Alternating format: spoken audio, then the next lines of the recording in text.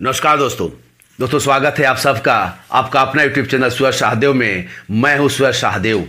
दोस्तों आज इस वीडियो के माध्यम से हम चर्चा करने वाले हैं जेपीएससी की प्रारंभिक परीक्षा की जारी की गई रिजल्ट के बारे में या परीक्षा फल के बारे में। यह विडंबना ही है दोस्तों कि जब से झारखंड अलग हुआ है और जब से जेपीएससी परीक्षा कंडक्ट कर रही है, किसी न किसी विवाद में ये हमेशा उलझती रही है या विवादों में रही है। नतीजा ये हुआ है कि आज तक बिना विवाद का जेपीएससी कोई भी परीक्षा को निर्विवाद रूप से कंडक्ट नहीं कर पाई है। और आज भी जब हेमंत सोरेन जी की सरकार बनी और एक ही बार में उन्होंने 4 सालों की परीक्षाओं को यानी कि 7वीं, 8वीं, 9वीं और 10वीं जेपीएससी की परीक्षा को एक साथ कंडक्ट कराने की जब उन्होंने निर्णय लिया था और इसका परीक्षा को उन्होंने प्रारंभिक परीक्षा को कंडक्ट करा भी दिया था, जो परीक्षा 19 सितंबर को ले गई थी। इस प्रारंभिक परीक्षा में कुल टोटल 4,293 विद्यार्थियों का चयन हुआ था, जिसमें से जनरल वर्ग के जो अनारक्षित वर्ग के छात्र थे उनमें से 1897 छात्रों का चयन हुआ। वहीं ओबीसी पिछड़ा वर्ग से 244 का है।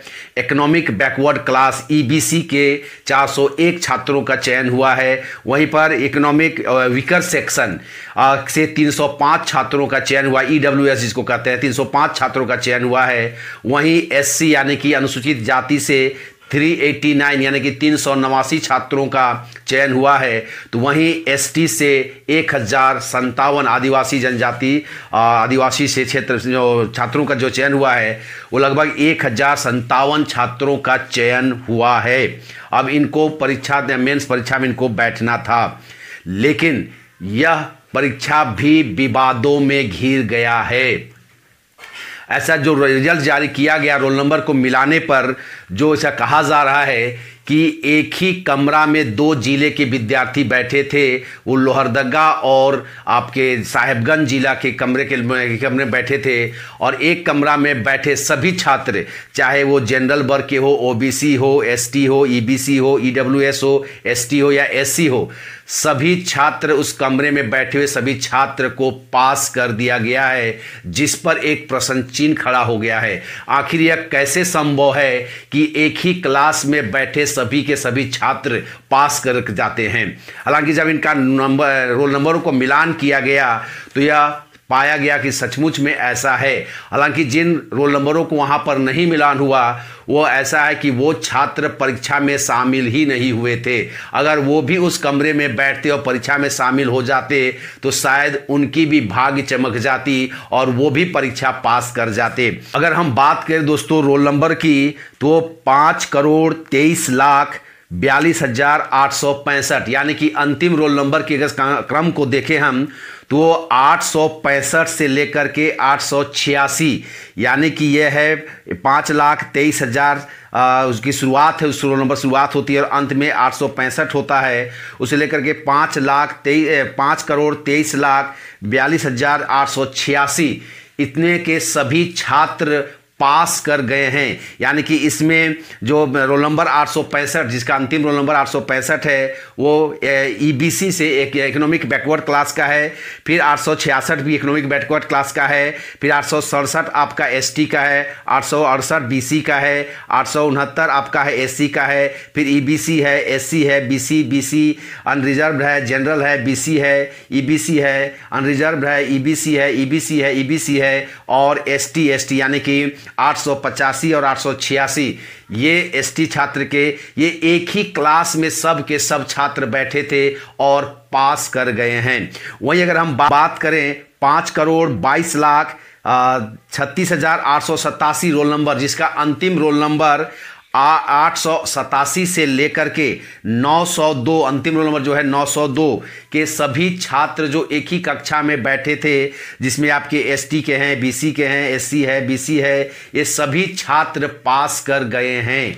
आपको लगा है जैसे कि 887 रोल नंबर का जो छात्र एसटी का था, 888 बीसी का है, 89 एससी का है, 90 बीसी का है, फिर 91 एसटी का है, फिर 92 बीसी का है, फिर 93 एसटी का है, या 94 जनरल का है, और फिर 95 एसटी है, जनरल है, और लास्ट के जो है 4 विद्यार्थी एसटी के हैं जो 902, 901, 900 और 899, ये सारे के सारे विद्यार्थी पास कर गए हैं।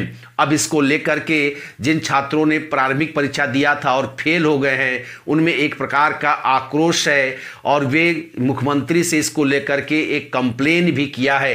हालांकि अभी तक जेपीएससी के तरफ से किसी प्रकार का कोई बयान इसको लेकर के नहीं आया है।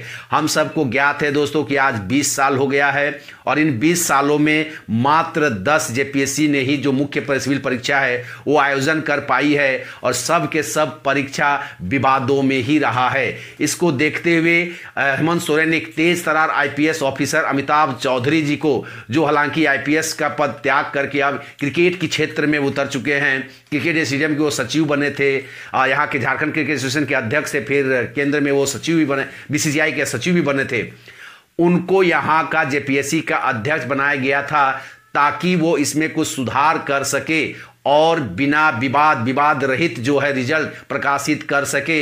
लेकिन उनके माथे में भी यह कलंक लग गया कि अमिताभ चौधरी भी बिना विवाद के रिजल्ट जारी नहीं कर सके।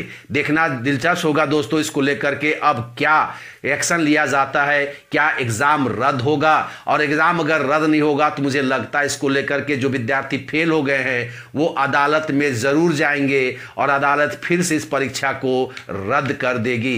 यह झारखंड के लिए विडंबना ही है दोस्तों। यह झारखंड की परीक्षा जो परीक्षार्थी हैं जो परीक्षा देते हैं, हमारे जो नवयुवक युवतियां हैं, उनके किस्मत पे एक प्रकार से रोना आता है कि उनके क्या किस्मत लेकर के पैदा हुए थे कि उनका जन्म झारखंड में हुआ और झारखंड की परीक्षा दे रहे हैं। कोई भी परीक्षा झारखंड में बिना विवाद का नहीं हो पा रहा है दोस्तों। यह बहुत बड़ी विडंबना है, चाहे किसी की भी सरकार रही हो, चाहे पहले भाजपा की सरकार रही हो, चाहे हेमंत सोरेन की सरकार, चाहे आपका मधु कोड़ा जी की सरकार, कांग्रेस साठगांठ में मधु कोड़ा की सरकार, शिबू सोरेन की सरकार रही हो, कोई भी सरकार बिना विवाद की नौकरी या कोई किसी प्रकार की प्रतियोगिता परीक्षा को कंडक्ट करने में अभी तक सफल नहीं हो पाए हैं। दोस्तों यही थी जानकारी। इस पर और कोई लेटेस्ट अगर जानकारी होगी तो मैं उसका वीडियो लेकर आप तक जरूर आऊँगा। अगर तब तक जाने से पहले आपसे छोटी सी रिक्वेस्ट होगी, अगर यह वीडियो आपको अच्छा लगा हो तो इस वीडियो को ज़रूर लाइक करें, दोस्तों के साथ शेयर करें, और अगर आप इस चैनल में नए हैं तो इस चैनल को ज़रूर सब्सक्राइब करें दोस्तों। तब तक दोस्तों नमस्कार, जय हिंद।